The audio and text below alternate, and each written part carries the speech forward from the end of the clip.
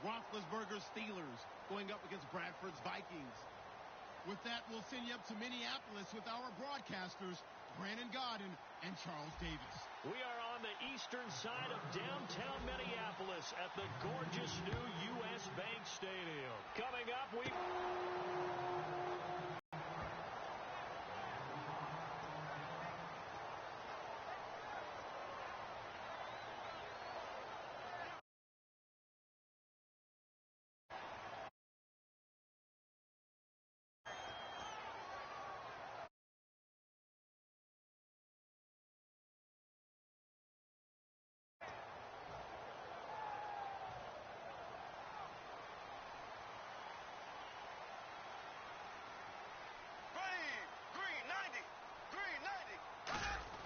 first down, Bradford. Quick hitter here, it's complete. A gain of 6 there on first. And Adam Thielen, born in Minnesota, playing for his home state team, and he continues to produce another 100-yard game on 4 catches in Week 14. Did you see this coming? Did you anticipate this? Pick him up on the Fantasy League waiver wire? I did actually pick him up. Did you? Yeah, a couple weeks ago. So he's giving you nice points, isn't he? He is. He's playing so well. Such a dependable target. Catches the heck out of the football, absorbs contact in the middle of the field. Love what he's doing. In fact, he's outplaying their number 1 pick, Laquan Treadwell. So here we go, 1st and 10 now. Here again is McKinnon. And some room to maneuver. And he'll be taken down just shy of midfield. He'll get a nice chunk there on the first down run, and it's 2nd and 4. Some runs are blocked so well, you almost forget that someone has to carry the ball to gain the yardage. The leverage by the offensive line to create space up front, really well done. McKinnon trying to get out wide, but he's going to be tackled right near the line of scrimmage. Only a yard on the pickup there, and it'll bring up a 3rd down. Time to feature the offensive starters and to give some love to the tight end, Kyle Rudolph. He's been to the Pro Bowl already, battled a few injuries, but he's back and better than ever. Has added a little yoga to his regimen in order to make him more nimble. That makes it that much harder for the defenders to catch him. Here we go now. Blue 45.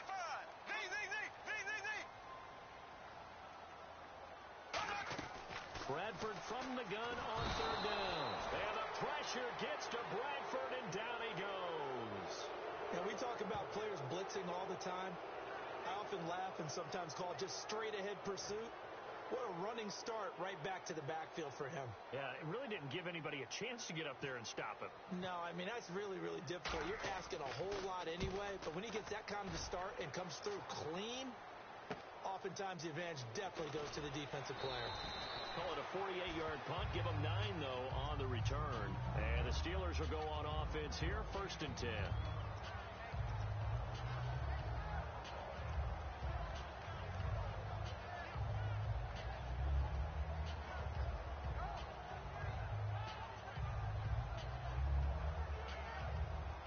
And on the outside, they're playing press coverage.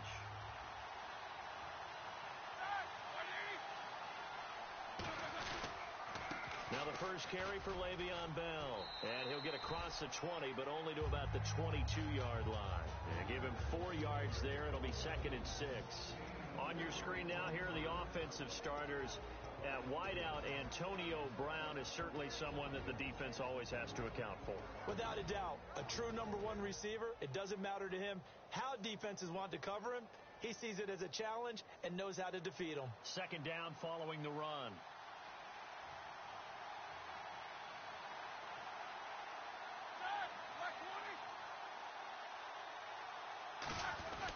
They'll go again with Bell. And this time not as successful as he'll get back to the line of scrimmage and no more. They'll lose a yard, and it brings up 3rd.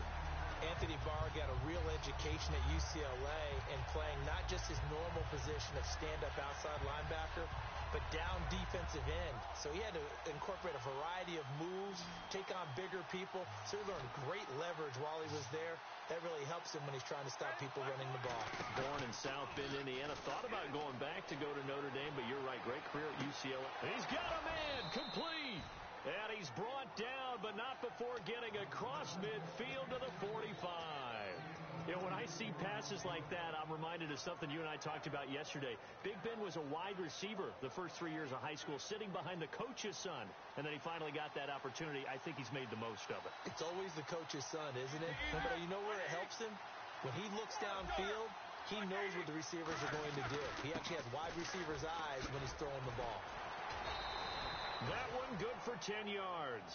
You know, Charles, for a lot of fantasy football players, Week 14 was the first week of the playoffs. You remember back to draft day, Le'Veon Bell being out the first 3 weeks. Do I take him? Do I not? Well, those who took him, they were rewarded in Week 14. And in a big way, because Le'Veon Bell at Buffalo, 236 yards on the ground, 38 carries, 298 yards overall in the game.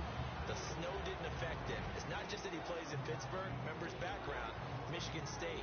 He had some cold weather games, some nasty games in Spartan Land as well. Yeah, those 236 on the ground, franchise record.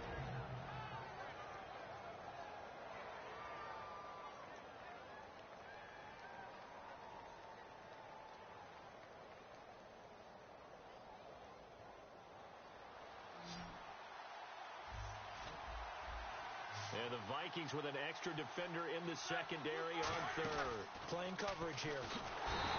The Vikings after him, and they get there for the sack. So it looks like the offense isn't going anywhere. They're going to go for it on 4th and 7. They're going on 4th down. It's Roethlisberger. He finds Coates complete.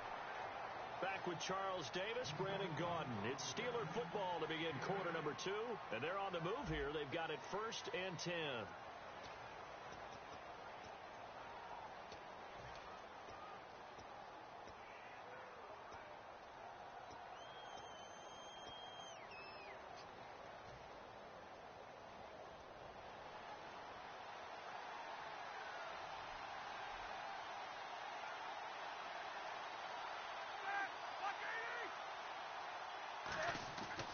Roethlisberger with a give to Bell.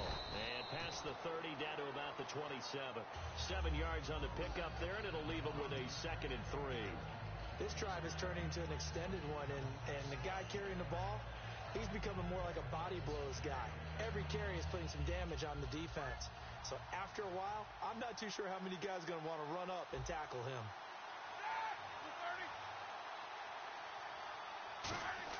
Now Roethlisberger to throw on 2nd down. Out left side here to Bryant.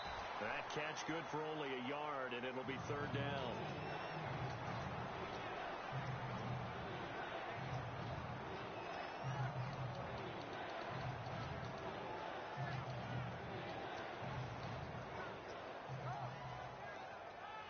Play number 9 set to come here on the drive on 3rd and 2.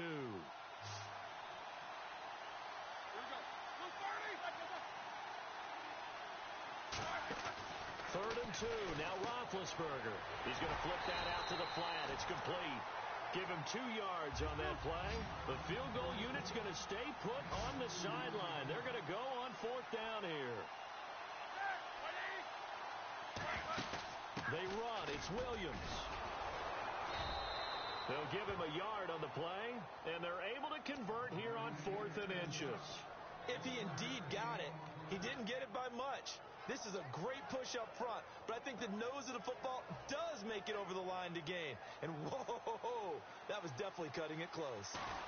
Back to the ground, this time with Bell. Trying to find a lane, but instead he'll get back to the line of scrimmage.